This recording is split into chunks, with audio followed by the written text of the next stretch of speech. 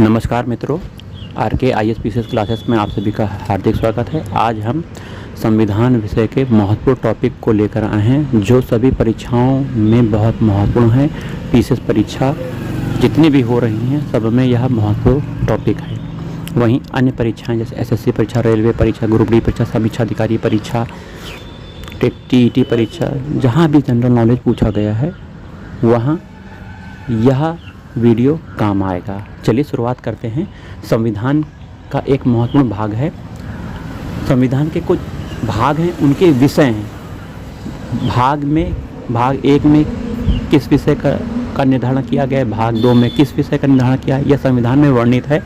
इसे हमें याद होना चाहिए, विभिन्न परीक्षाओं में ये बार बार पूछा जाता है। तो संविधान के भाग 1 में संघ और उसके राज्य क्षेत्र के बारे में वर्णन किया गया है। संघ और राज्य के बारे में भाग 1 में वर्णन किया गया है। भाग 2 में नागरिकता के बारे में वर्णन किया गया है। संविधान का अनुच्छेद 5 से 11 नागरिकता के बारे में बताता है।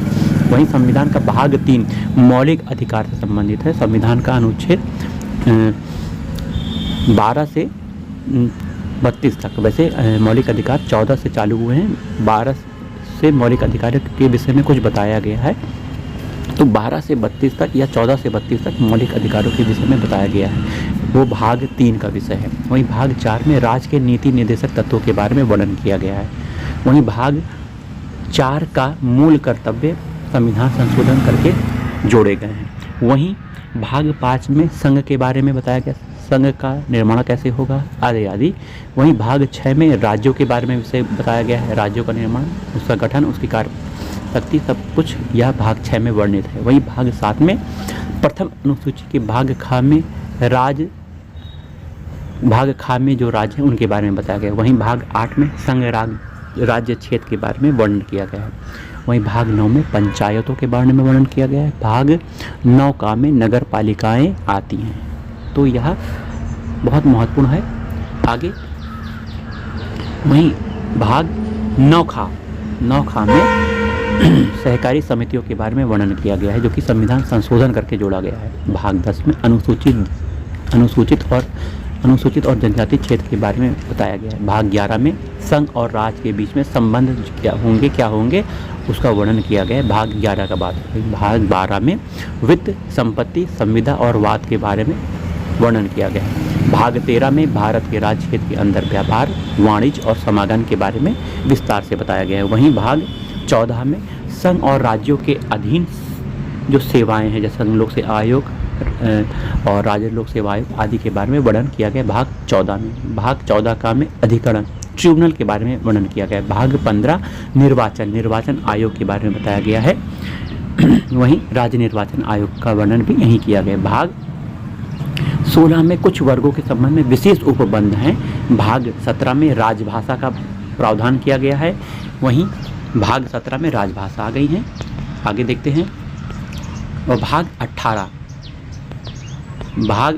में आपात उपबंध के बारे में बताया गया। आपात उपबंध यहाँ कटा हुआ है, आपात उपबंध भाग 18 में बताया गया है। वहीं भाग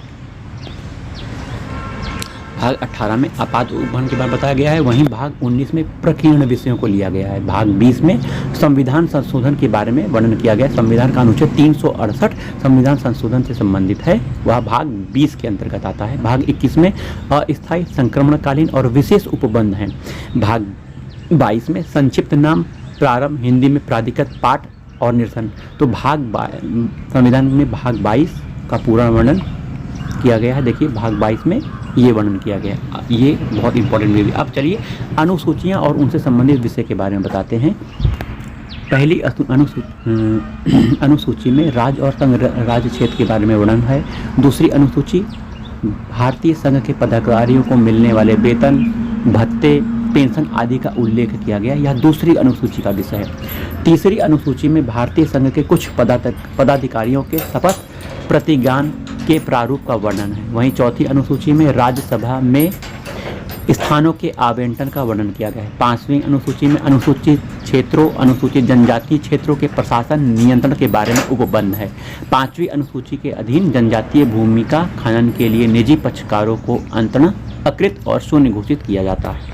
तो पांचवी अनुसूची तक आपने पढ़ा। अब आइए छठी अनुसूची में असम, मेघालय, त्रिपुरा, मिजोरम, ये चार नाम याद रखिएगा। असम, मेघालय, त्रिपुरा और मिजोरम, ये 4 राज्यों के जनजातीय क्षेत्र के प्रशासन के बारे में उपबंध है।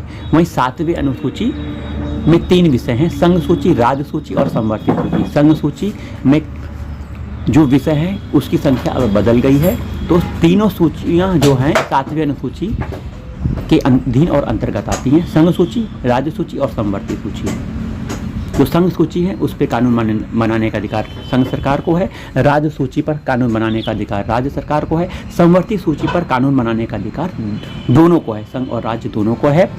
यदि संघ और राज्य दोनों एक ही विषय पर कानून बनाती हैं संवर्ती सूची के, तो संघ सूची द्वारा बनाए गए कानून लागू। तो ये सूची के बारे में आपने 7 सूची आपने पढ़ी। वहीं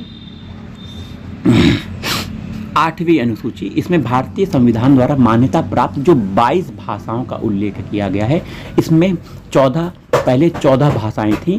1967 में सिंधी को 21वें संविधान संशोधन द्वारा जोड़ दिया गया। 1992 में एक संविधान संशोधन हुआ था जिसमें कोंकणी, नेपाली और मणिपुरी को जोड़ा गया। 71वां संविधान संशोधन था।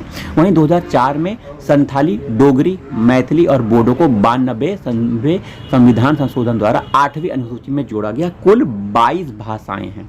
वहीं आइए 9वीं अनुसूची के बारे में देखते हैं। 9वीं अनुसूची में विशिष्ट अधिनियमों और विनियमों का सत्यापन है। 9वीं अनुसूची प्रथम संविधान संशोधन 1951 द्वारा जोड़ी गई थी। तो 9 अनुसूची आपने पढ़ी। वहीं 10वीं अनुसूची जो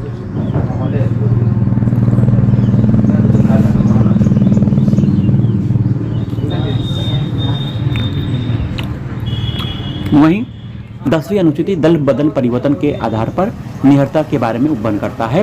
जो 10वीं अनुसूची है वो 52वें संविधान संशोधन 1985 द्वारा शामिल किया गया था संविधान में। 11वीं अनुसूची पंचायतों के अधिकार, प्राधिकार और दायित्वों के बारे में उपबंध करता है। 73वें संविधान संशोधन 1992 द्वारा संविधान में शामिल किया गया था। तो 11वीं अनुसूची में कुल पंचायती राज से 29 विषय सम्मिलित हैं। वहीं 12वीं अनुसूची जो कि लास्ट अनुसूची है, नगर पालिकाओं के अधिकार, प्राधिकार और दायित्वों का वर्णन किया गया है। 12वीं अनुसूची को 74वें संविधान संशोधन के द्वारा जोड़ा गया। इसमें शहरी स्थानीय निकाय के 18 विषय सम्मिलित हैं। तो ये आपके संविधान के महत्वपूर्ण भाग हो गए। चलिए, आशा करते हैं वीडियो बहुत अच्छा लगा होगा। पढ़िए, खूब मन लगाकर याद कर लीजिए। सभी परीक्षाओं में यह वीडियो बहुत महत्वपूर्ण भूमिका अदा करेगा। जय जय राधा वल्लभ, श्री हरिवंश।